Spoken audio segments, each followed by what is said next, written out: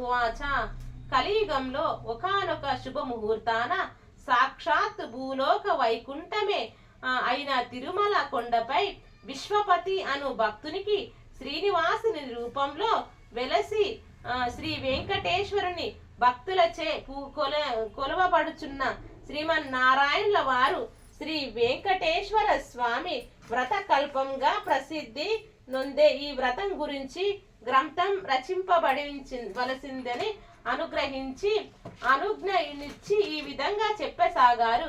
ఓ ఈ ప్రియభక్త విశ్వపతి నామధేయ, నా ప్రియభక్తుడవైన నీకు ఇప్పుడు ఒక విశేష వ్రతకల్పం గురించి వివరిస్తున్నాను. ఈ వ్రతము నాకు అత్యంత ప్రియమైనది, అందరూనూ ఆచరించుటకు ఎంతో సులభతరమైనది. కలియుగంలో మానవులు తమ తమ పూర్వ జన్మల ఫలాలను అనుభవిస్తూ తిరిగి అనేక పాపకర్మలు సంగరిస్తూ అనేక కష్టాల పాలవుతున్నారు. వీరిలో నా భక్తులైన కొందరు వారి వారి కష్టాలను నివారించవలసిందిగా నన్ను వేడుకుంటున్నారు. ఎన్నో వ్యాయ ప్రయాసల కోర్చి తిరుమల యాత్ర చేసి నన్ను దర్శించుకుంటున్నారు. నా భక్తుల కంటే నాకు అత్యంత ప్రియం. నా మీదే పూర్తి భారం వేసి ధర్మ పథంలో జీవితం గడిపేవారు బాధ్యత నేనే వహిస్తున్నాను. ఇప్పుడు నేను వివరిస్తున్న ఈ వ్రతం శ్రీ వెంకటేశ్వర వ్రత కల్పం అనే పేరుతో ప్రసిద్ధి పొందగలదు. ఈ వ్రతం నాకు అత్యంత ప్రియమైనది. ఈ వ్రతాన్ని భక్తి శ్రద్ధలతో ఎవరైతే ఆచరిస్తారో వారి బాధలన్నీ తక్షణం నివృత్తి కాగలవు. ఈ వ్రతం ఎవరైనను ఎప్పుడైనను ఆచరించవచ్చును.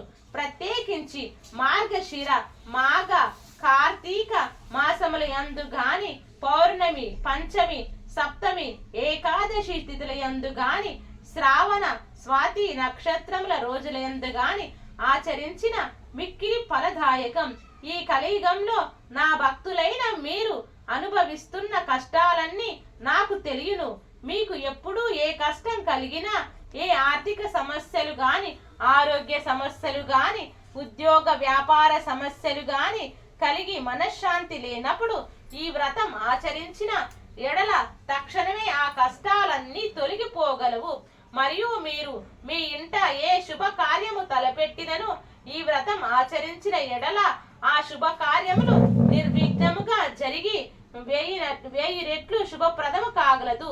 ఈ వ్రతం ఆచరించిన వెంటనే సకల శుభ శాంతులు అష్టైశ్వర్యములు లభించగలవు. ఉదయమున గాని సాయంకాలమందు గాని ఈ వ్రతం ఆచరించవచ్చును. ఈ వ్రతం 5 అధ్యాయములతో కూడినది. ఈ 5 అధ్యాయములను భక్తితో పఠించవలను.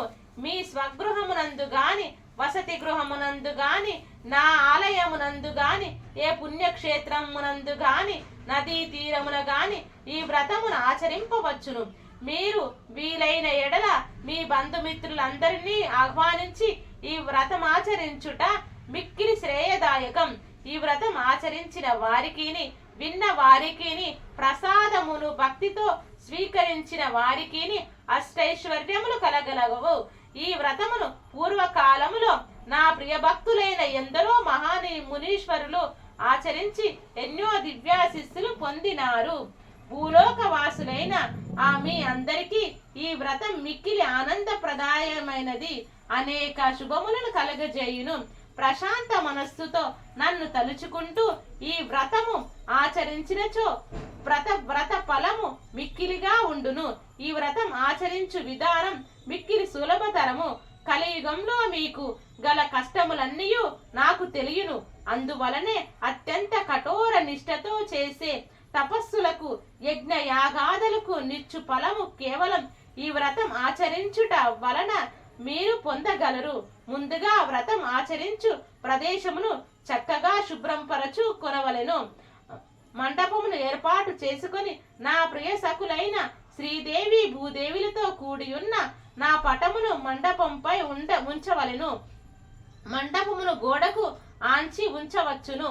మీకు ప్రియమైన ఇతర దేవతల పటములు కూడా ఉంచుకొనవచ్చును. నవగ్రహ దేవాదులను, దిక్పాలకులను ఆవాహన చేసుకొనవలను. లేదా వారందరికీ మనస్సులోనే నమస్కరించుకోవచ్చును. ముందుగా పసుపు వినాయకుని పూజింపవలెను.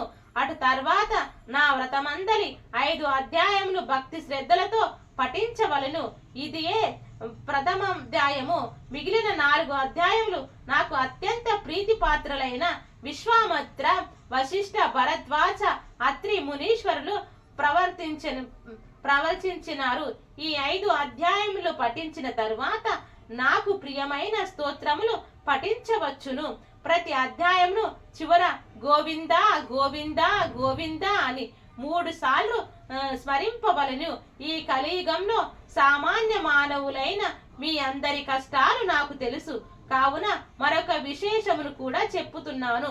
ఈ వ్రతం ఇంత వివరముగా చేసుకొన శక్తి లేని వారు మీరు ఒక్కరే నా పటమును ఎదురుగా ఉంచుకొని విఘ్నేశ్వరునికి, నవగ్రహ దేవతలకు, అష్టదిక్పాలకులకు మనస్సులోనే నమస్కరించి ఈ 5 కథలను పఠించి మీకు వీలున్న ఏ ఫలమైనను నాకు నివేదించిన ప్రసాదముగా స్వీకరించవచ్చును. మీకు సకల శుభాలు కలుగును. ఎవరైతే ఈ వ్రతము అత్యంత భక్తి శ్రద్ధలతో ఆచరిస్తారో వారి గృహమునకు స్వయంగా నేనే ఏదో రూపంలో వచ్చి ప్రసాదాన్ని స్వయంగా స్వీకరిస్తాను. నా అనుగ్రహం మీ అందరి యందు ఎల్లప్పుడూ ఉంటుంది. శ్రీ స్వామి వారి తిమ్మరాజు విశ్వపతి రామకృష్ణమూర్తి విశ్వపతి అను భక్తునికి ఈ విధంగా తనకు అత్యంత ప్రీతికరమైన తానెల్లప్పుడూ నివసించే తిరుమల కొండపై ఈ వ్రత విధానం అనుగ్రహించెను. కలియుగ వాసులైన మనమందరమును ఈ వ్రతం ఆచరించి శ్రీ వెంకటేశ్వర స్వామి అనుగ్రహమును పాత్రులు కావలెను.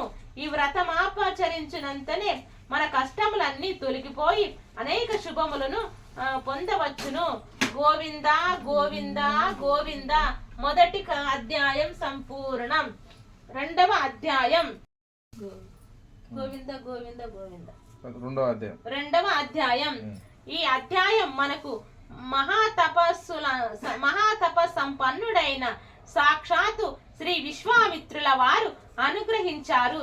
ఈ ఓ కలియుగ వాసుదేవ వాసులారా, శ్రీనివాస ప్రియ భక్తులారా, మీరు ఆచరిస్తున్న ఈ శ్రీ వెంకటేశ్వర వ్రత కల్పం అతి పవిత్రమైనది, మహామహిమాన్వితమైనది. కలియుగంలో శ్రీమన్నారాయణి కరుణా కటాక్షములు పొందడానికి మిక్కిలి సులభ మార్గము. పూర్వకాలమున అనేక మంది శ్రీహరి భక్తులు ఈ వ్రతమాచరించి తమ అభిష్ట సిద్ధి పొందియున్నారు. ఇంత సులభతరమైన వ్రత కల్పము మనకు అనుగ్రహించిన ఆ శ్రీ వెంకటేశ్వర స్వామి వారికి ముందుగా మనమందరమును నమస్కరించవలెను. పూర్వకాలమున మగధ సామ్రాజ్యంలో విష్ణు చిత్తుడనే శ్రీహరి ప్రియ భక్తుడు ఉండేవాడు. అతనికి 9 మంది స్త్రీ సంతానం కలిగిరి. ఎంతో పాండిత్యము కలిగినను మిక్కిలి పేదరికంతో బాధపడుచుండెడివాడు. విష్ణు చిత్తుని భార్య తారామతి ఎల్లప్పుడూ శ్రీమన్నారాయణ్ణే ప్రార్థిస్తూ ఉండేది. అప్పుడప్పుడు వివాహాది శుభకార్యాల పౌరోహిత్య కార్యక్రమాల్లో దక్షిణగా వచ్చేడి కొద్ది సొమ్ముతో ఎంతో కష్టాలు పడుతూ కాపురం సాగిస్తున్నారు. ఆ దంపతులు కుమార్తెలకు యుక్త వయసు సమీపించింది. తారామతికి ఎప్పుడూ వీరి వివాహం ఎట్లు జరిపించవలయనా అని చింతగా ఉండేది. ఆ శ్రీనివాసుడి ప్రార్థిస్తూ కాలం గడుపుతుండేది. ఓ శ్రీనివాస భక్తులారా, ఆశ్రిత భక్త రక్షకుడైన శ్రీ వెంకటేశ్వర స్వామికి తన భక్తులన్న అపార ప్రియామని మనందరికీ తెలిసినదే కదా. ఆనాడు మాఘ పౌర్ణమి ఉదయాన్నే ఒక వృద్ధ బ్రాహ్మణునకు విష్ణు చిత్తుని ఇంట తలుపు తట్టాడు. అయ్యా, నేను వంగదేశపు వాసిని. ఒక యజ్ఞం నిమిత్తం వెడుతూ దారి మధ్యలో ఈ దేశం మధ్యకు వచ్చాను. దయచేసి ఈ ఒక్కరోజు మీ ఇంట్లో ఉండవనిచ్చినచో తిరిగి రేపు ఉదయమే వెళ్ళిపోగలను అని విష్ణు చిత్తుని అర్థించాడు. అందులకు విష్ణు చిత్తులు, స్వామి, అంతకు మించిన అదృష్టం మనకేమున్నది? అతిథి సాక్షాత్తు శ్రీమన్నారాయణతో సమానమని మన పురాణాలు ఘోషిస్తున్నాయి కదా. తమరు ఇటువంటి సంకోచం లేకుండా మా ఇంటిలో తప్పక నిలవలసిందిగా అని ఆ ముసలి బ్రాహ్మణుడి లోపలికి తీసుకొని వచ్చి సపర్యలు గావించాడు. ఆ రోజు మధ్యాహ్నం భోజనానంతరం ఆ వృద్ధ బ్రాహ్మణుడు తారామతితో ఇలా అన్నాడు. ఏమమ్మా, దిగాలుగా ఉన్నావు ఏమిటి? నీ బాధ ఏమిటి? సంకోచించకుండా చెప్పు అన్నాడు. అప్పుడు తారామతి, స్వామి, తమరు మహా తపస్సంపన్నులు, తేజస్సులు, సాక్షాత్తు ఆ వైకుంఠ వాసుని మాదిరిగా ఉన్నారు. మీ వద్ద దాచేదేమున్నది? నా మనోవ్యధంతా నా పుత్రికల వివాహం గురించియే అని విన్నవించుకున్నది. అంతటా ఆ విప్రోత్తముడు చిరునవ్వు నవ్వి, తల్లి, నీ బాధ నేను గ్రహించితిని. నీ కష్టములన్నీ తొలగిపోయి కుమార్తెలకు శుభప్రదమైన వివాహం కలుగుటకు ఒక అద్భుత వ్రతము మీకు చెప్పుదును. ఈ వ్రతం ఆచరించిన మీ కష్టములన్నీ పటాపంచలు కాగలవు. శ్రీ వెంకటేశ్వర వ్రతము, ఈ వ్రతము మిక్కిలి సులభతరము అని చెప్పి ఈ వ్రత విధాన మంతయు ఆ దంపతులకు వివరించెను. అంతటా విష్ణు చిత్తులు స్వామి మహా సంతోషం, ఇంతకు మించి మహాభాగ్యం ఏమున్నది? ఎన్నో రోజులకు ఎందుకు శుభస్య శీఘ్రం అన్నారు. గదా మన పెద్దలు, ఈ రోజు మాఘ పౌర్ణమి, ఎంతో శుభదినము.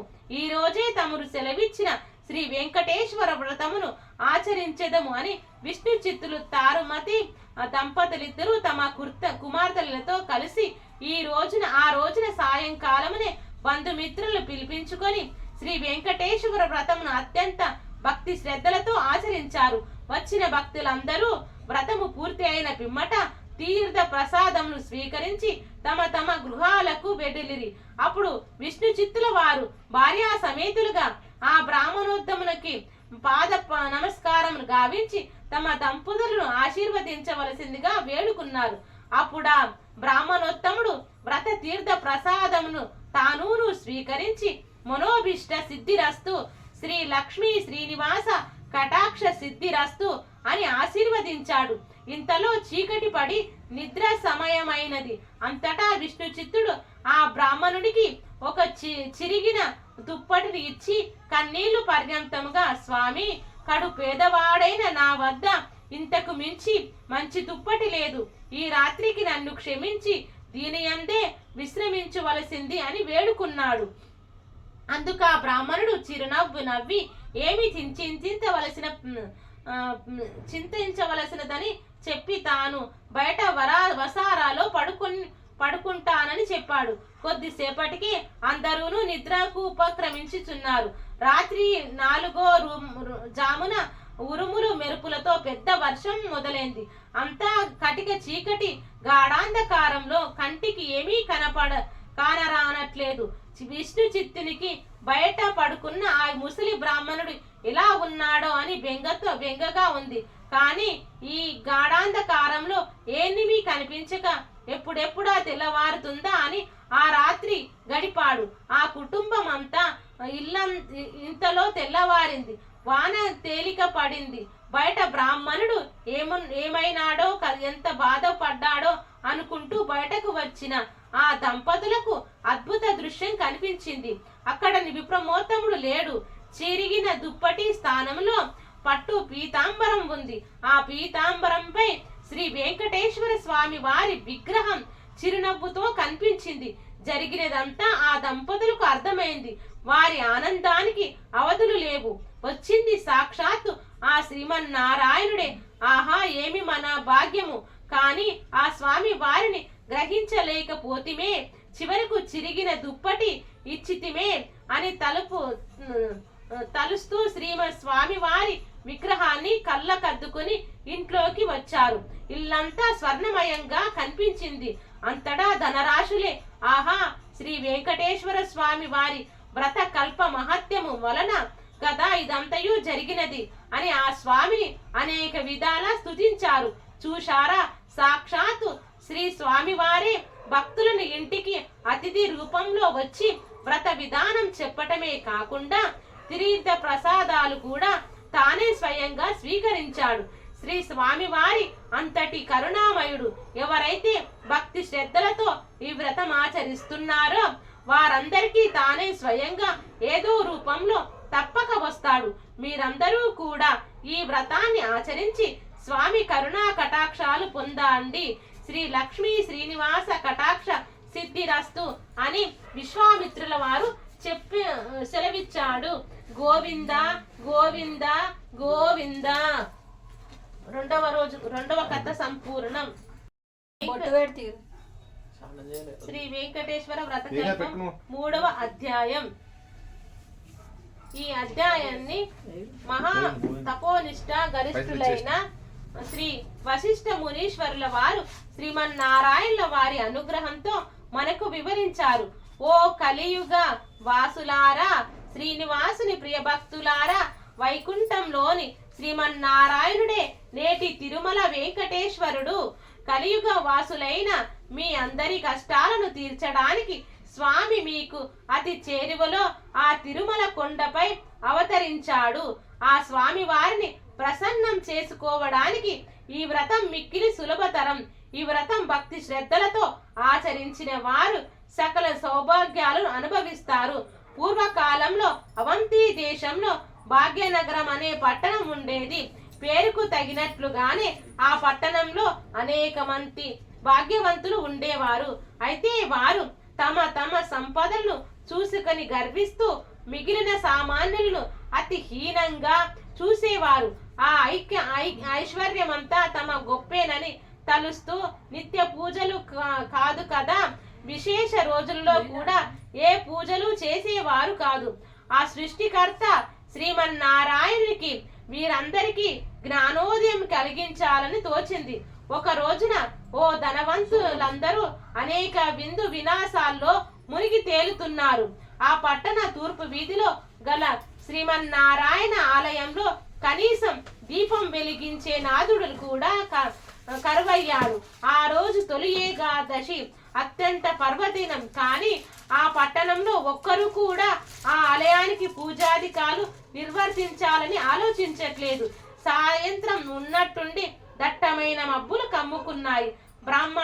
బ్రహ్మాండమైన కుంభవృష్టి వ్యాపారులందరి ఇల్లు నీటిమట్టం మునిగిపోయాయి. అంతా గాఢాంధకారం.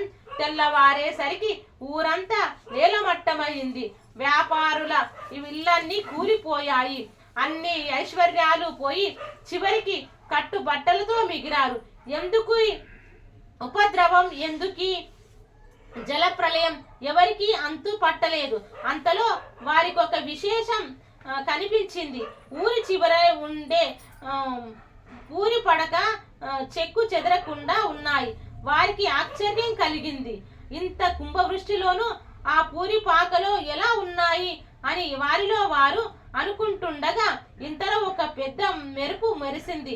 ఆకాశవాణి ఇలా పలికింది, ఓ మూర్ఖులారా, మీ సంపదలన్నీ మీ గొప్పతనమని తలుచుకోవటం వలననే ఇలా జరిగింది. ఆ పూరి గుడిసెలో నివసించే దేవయ్య నాకు ప్రియభక్తుడు. అతి సామాన్యుడైన దేవయ్య ప్రతిరోజు మీ ఊరిలోని శ్రీమన్నారాయణ ఆలయంలో దీపం వెలిగిస్తున్నాడు. అంతేకాక ప్రతి ఏకాదశి నాడు తనకు వీలున్నంతలో శ్రీ వెంకటేశ్వర వ్రత కల్పాన్ని నిర్వర్తిస్తున్నారు. ఈ వ్రత ఫలితంగానే తనతో పాటే ఆ గుడిసెలలోనే వారందరూ రక్షింపబడ్డారు. మీరందరూ కూడా ఆ వ్రతం ఆచరించిన ఎడల మీ మీ ఐశ్వర్యాలు తిరిగి పొందగలరు అని వినిపించిరి. వెంటనే వారందరూ ఆ ఆలయానికి వెళ్లి తక్షణమే అందరూ తమలోక పనికి పూనుకొని శ్రీ వెంకటేశ్వర వ్రత కల్పాన్ని ఆచరించారు.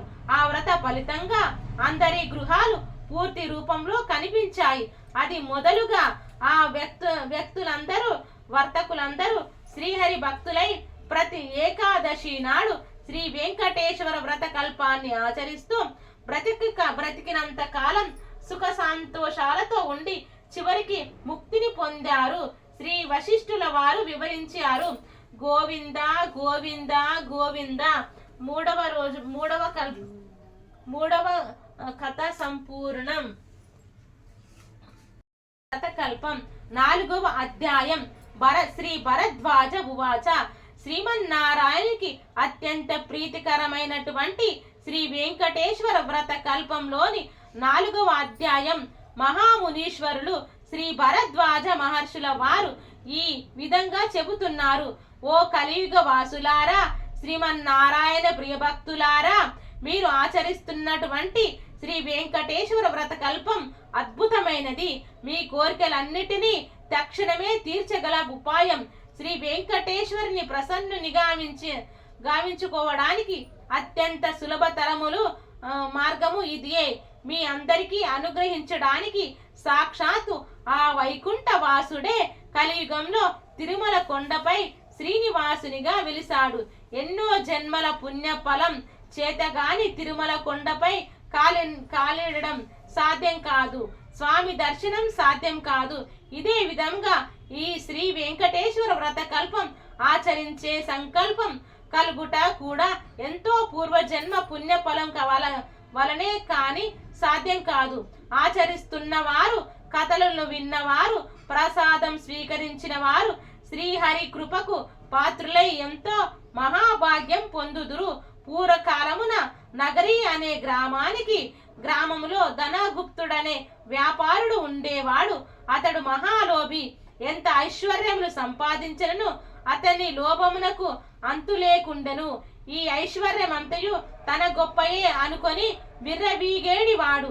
ఎంతటి వారనైనను ఈ అహంకారమే కదా అదో పాతాళమునకు త్రోసి పోవేయునది. ధనగుప్తుని భార్య కాంతిమతి మాత్రం ఎంతో భక్తి శ్రద్ధలతో కలిగి ఉండెను. వారికి 3 పుత్రికలు. చివరి పుత్రిక అయిన కుమారికి దైవ భక్తి ఎక్కువగా నుండేది.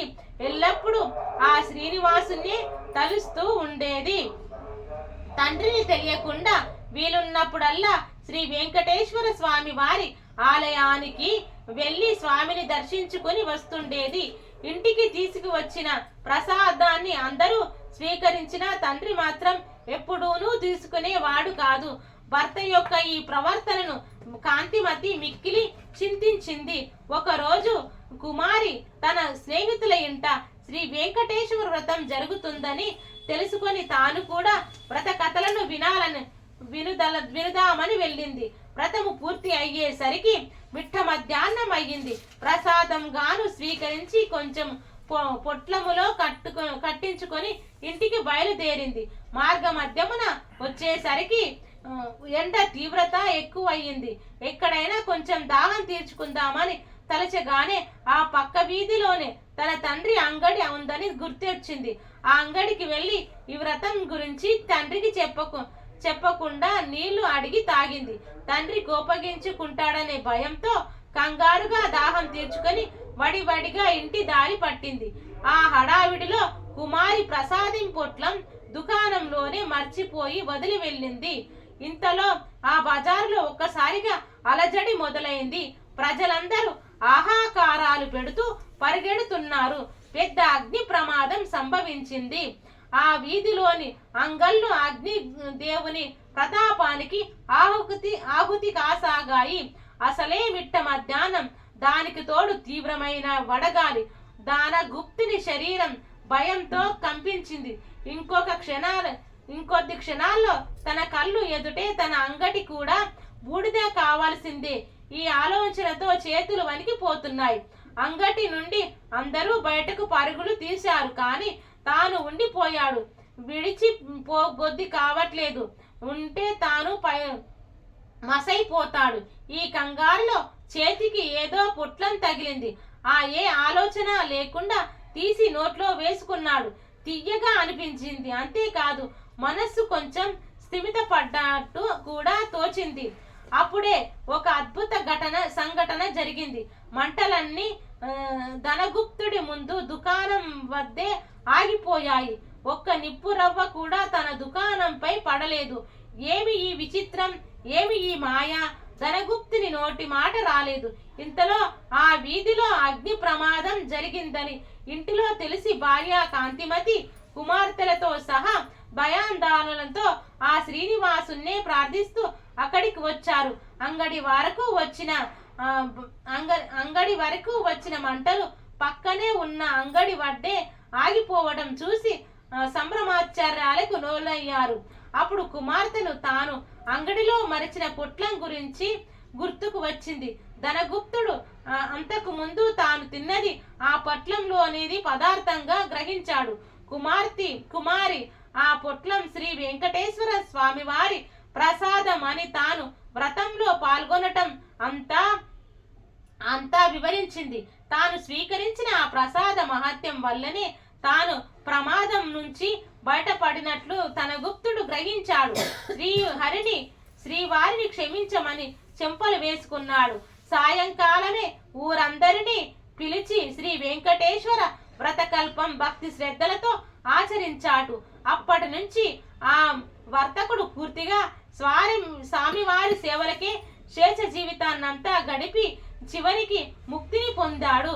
కేవలం ప్రసాదాన్ని స్వీకరించినంతనే ఎంత ఆపద నుంచి బయటపడ్డాడో చూశారు కదా. శ్రీ వెంకటేశ్వర వ్రత మహత్యం అంతటి అద్భుతమైనది.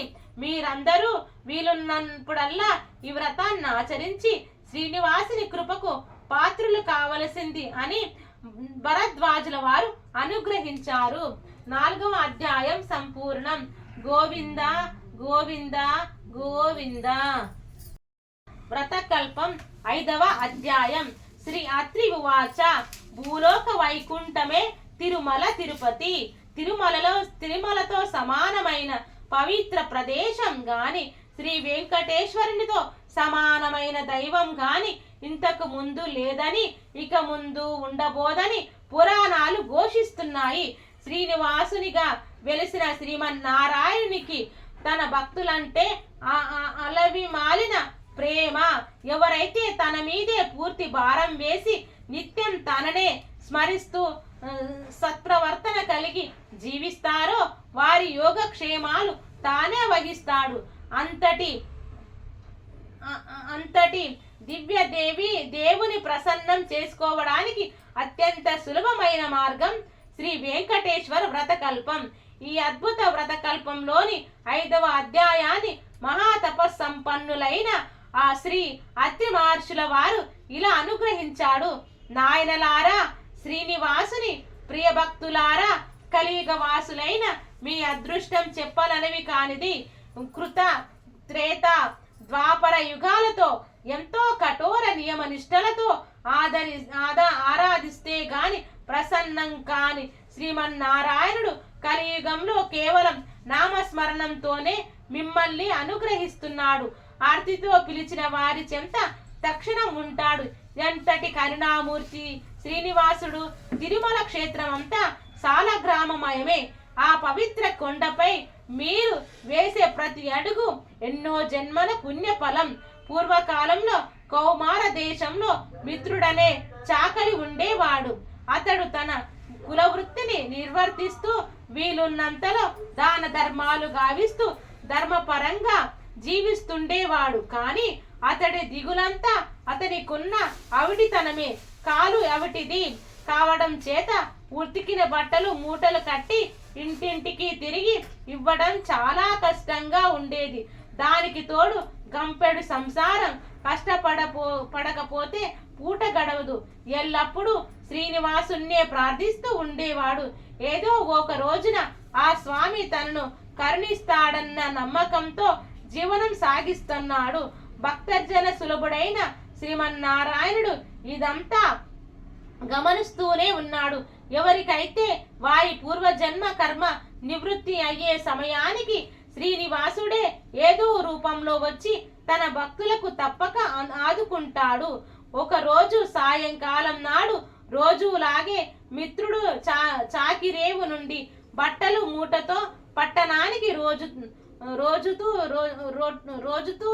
రొప్పుతూ తిరిగి వస్తున్నాడు. ఇంతలో మార్గ మధ్యంలో వారికి ఒక ముసలి బ్రాహ్మణుడు తారసిల్లాడు. సహజంగానే భక్తి శ్రద్ధ కలవాడు అవటం చేత మిత్రుడు భుజం మీద మూటలు కింద పెట్టి ఆ బ్రాహ్మణునికి నమస్కరించాడు. అంతటా ఆ విప్రోత్తముడు, నాయనా, ఈ ఆవుటి కాలితో ఎంతో బాధపడుతున్నావు. నీ బాధ చూడడానికి కష్టంగా ఉంది. నువ్వెంత కష్టపడుతున్నావో కదా అని అన్నాడు. అప్పుడు మిత్రుడు, స్వామి, మీరెవరో మహానుభావుల్లాగా ఉన్నారు. గంపెడు సంసారం భారం చేత నాకా పని తప్పటం లేదు. ఈ అవిటితనం పోయే మార్గం ఏదైనా సెలవీయమని వలసింది గాని విన్నవించుకున్నాడు. అప్పుడు ఆ ములుసలి బ్రాహ్మణుడు, నాయనా, తప్పక చెబుతాను, సావధానంగా విను. నీ అవటితనం పోవటమే కాకుండా నీకు అష్టైశ్వర్యాలు కలిగే వ్రతం ఒకటి చెబుతాను. వ్రతం ఆచరించిన మరుక్షణమే నీకు 1000 వరహాలు లభిస్తాయి. అయితే ఒక షరతు, అందులో సగం నాకు సమర్పించాలి. రేపు మళ్ళీ ఇదే సమయానికి ఇక్కడికి వస్తాను అని చెప్పాడు. అప్పుడు విశ్వామిత్రుడు, స్వామి, ఇంతకు మించిన మహాభాగ్యం ఏమున్నది?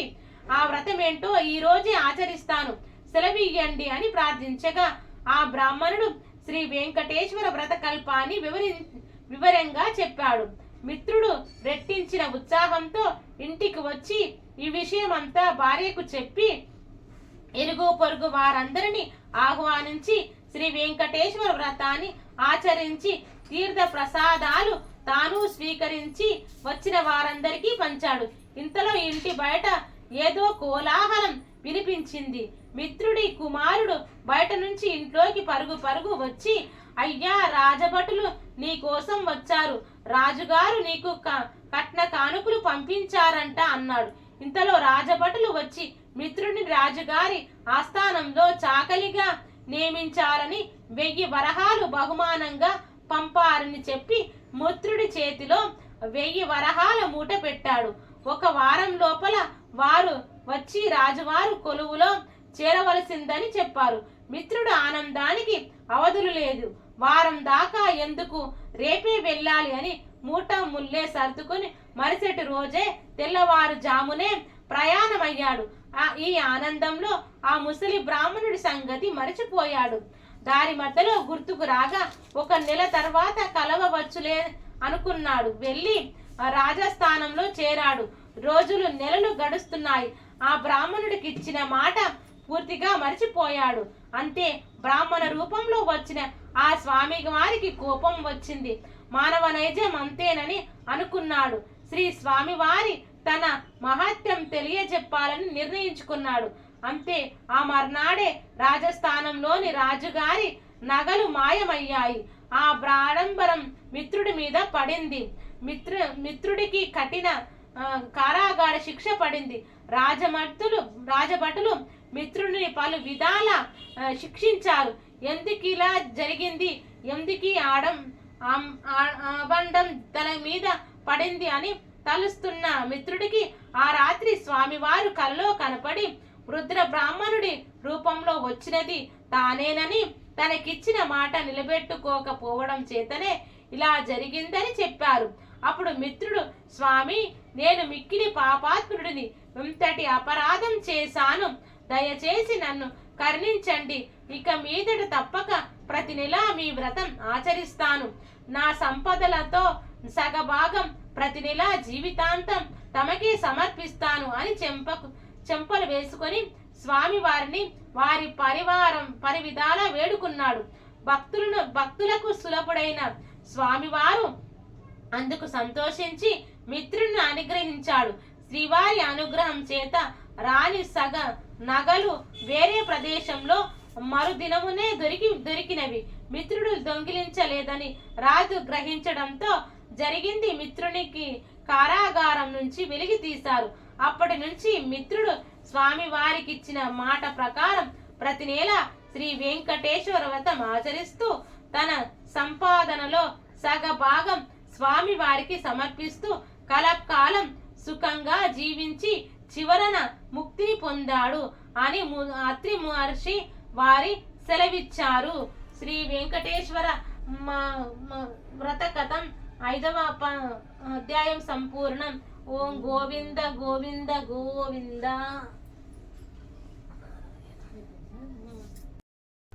గంట ఇంకోటేసుకోవాలి అన్న, నువ్వు కొట్టే స్పేర్ పెట్టుకో మళ్ళీ.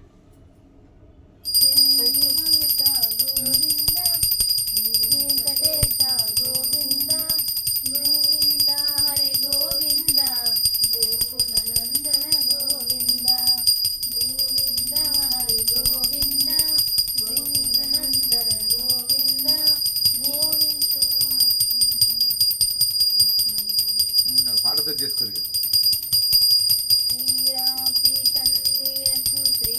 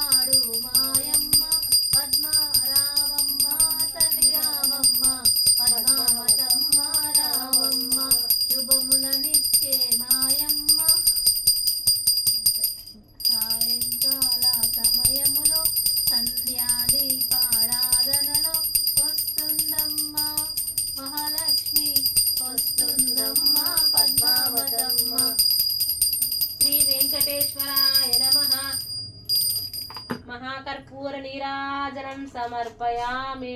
నీళ్ళు తిప్పేసా పువ్వుతో తిప్పాలి.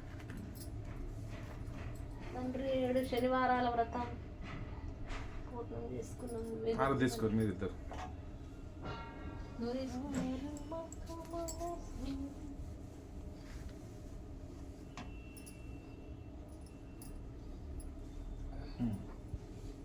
కొబ్బరికాయ కొట్టు.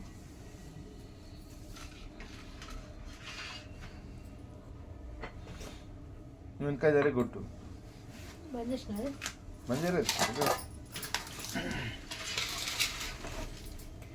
బజానాగే